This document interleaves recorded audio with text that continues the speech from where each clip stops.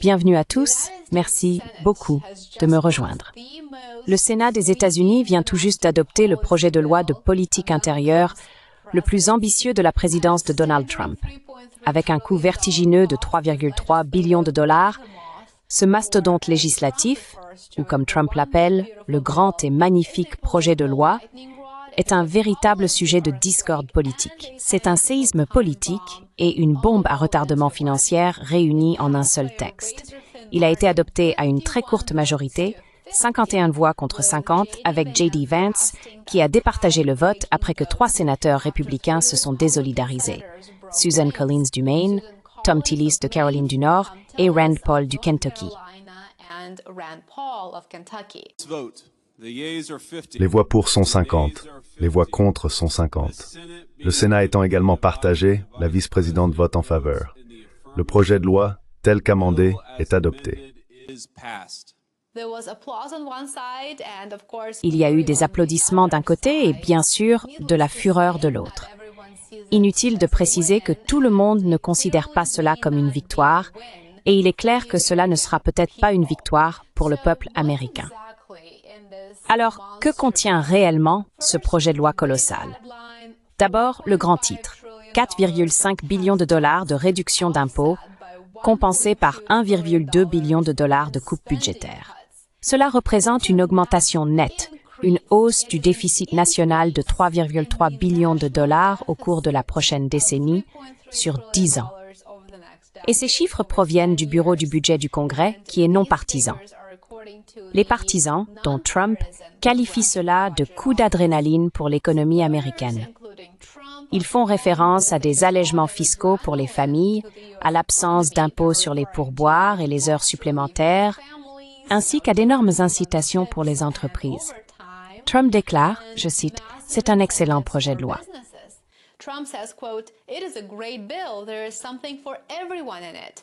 Il y en a pour tout le monde. Mais si l'on gratte un peu la surface, ce que nous allons faire dans un instant, une toute autre réalité apparaît. Malgré les tentatives de Trump d'enjoliver ce projet de loi et ses mesures phares, les électeurs n'y croient pas. Le peuple américain ne le soutient pas.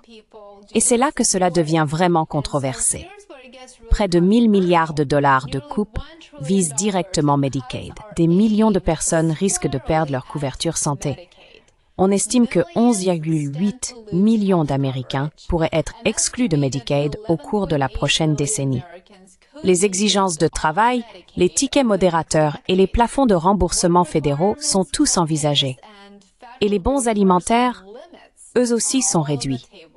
Les prêts étudiants fédéraux, coupés. Le crédit d'impôt pour les véhicules électriques, supprimé également.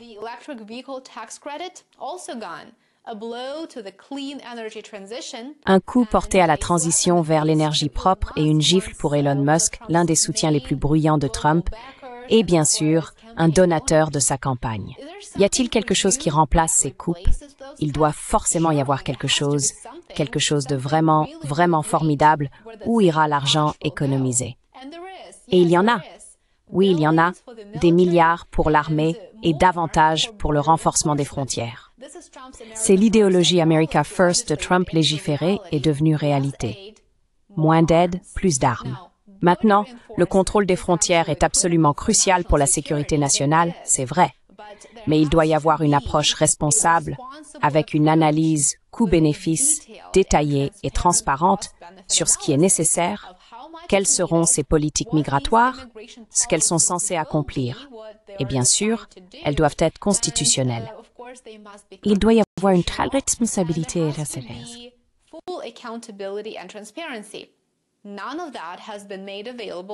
Rien de tout cela n'a été rendu public pour les Américains. Et si cela ne suffisait pas, le projet de loi augmente la déduction fiscale pour les impôts locaux et d'État, mais seulement temporairement, et pas assez pour satisfaire certains républicains des États à forte fiscalité. Les réductions des paiements aux hôpitaux ont déclenché des signaux d'alarme parmi les législateurs des circonscriptions disputées. Le vote à la Chambre, attendu avant le 4 juillet, est loin d'être acquis. Le président Mike Johnson affirme que la Chambre agira rapidement, mais même une poignée de républicains réticents pourrait faire écouer le texte. Certains conservateurs réclament davantage de coupes budgétaires.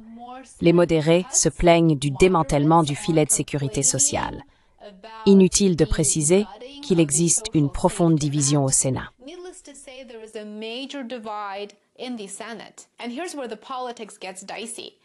Et c'est là que la politique devient délicate.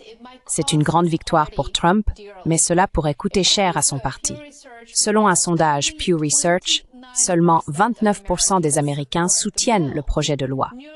Près de la moitié y sont carrément opposés.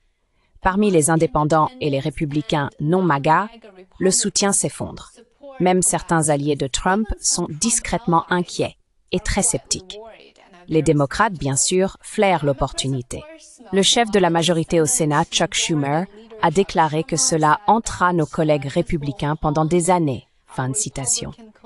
Il a averti que des gens perdront leur assurance maladie, que des enfants auront faim et que la dette nationale explosera. Dans les réunions publiques à travers le pays, les démocrates élaborent déjà leur stratégie pour les élections de mi-mandat autour de ce projet de loi.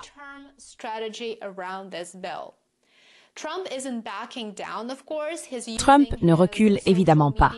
Il utilise son mégaphone sur les réseaux sociaux pour menacer, féliciter ou cajoler les législateurs afin de les amener à se conformer. Il est même resté à Washington, renonçant à sa retraite estivale habituelle pour conclure l'accord. Jouer au golf avec Rand Paul et le célèbre va-t-en-guerre Lindsey Graham n'était pas qu'une sortie du week-end ou une façon agréable de passer le temps. C'était du marchandage législatif à haut risque. L'équipe de Trump sait que l'image compte. Il a visité un camp de migrants en Floride surnommé Alcatraz des alligators, juste au moment où le projet de loi était adopté au Sénat. Là, il a clairement fait passer un message à peine voilé. Nous sommes sérieux à propos des frontières.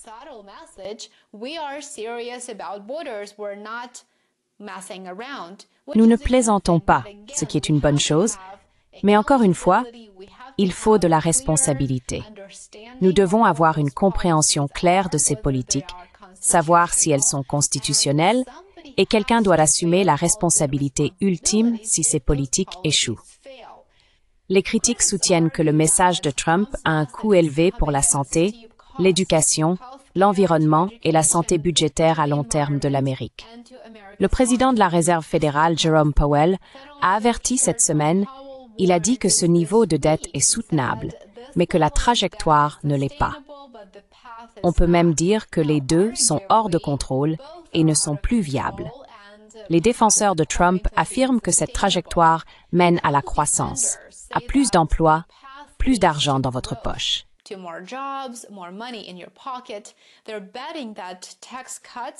Ils parient que les baisses d'impôts et les mesures de relance économique l'emporteront sur la douleur à long terme. Mais voici le pari. La douleur est réelle, elle est immédiate, et elle touche les groupes les plus vulnérables de notre population. Et les bénéfices? Eh bien, ils sont pour l'instant théoriques. Promis pour arriver, je cite, un jour, et cela selon les éléments de langage du Parti républicain. Alors que se passe-t-il maintenant? Le projet de loi passe à la Chambre où il fait face à une conférence républicaine divisée et à une opposition démocrate unanime. Si même quelques membres républicains changent d'avis à propos de Medicaid, des véhicules électriques ou du financement des hôpitaux, le projet de loi meurt. Et si la Chambre y apporte des modifications, il retourne au Sénat, menaçant la date limite de signature du 4 juillet fixée par Trump.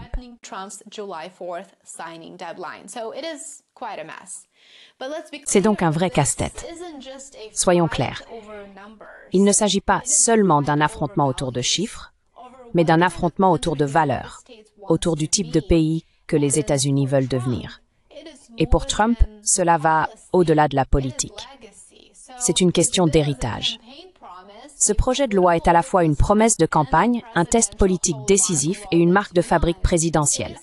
C'est sa vision inscrite dans la loi.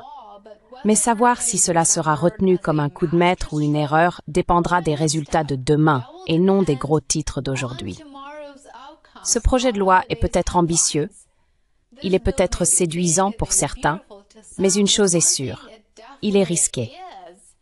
C'était une victoire pour Trump, mais cela aura-t-il un prix que les républicains ne peuvent pas se permettre?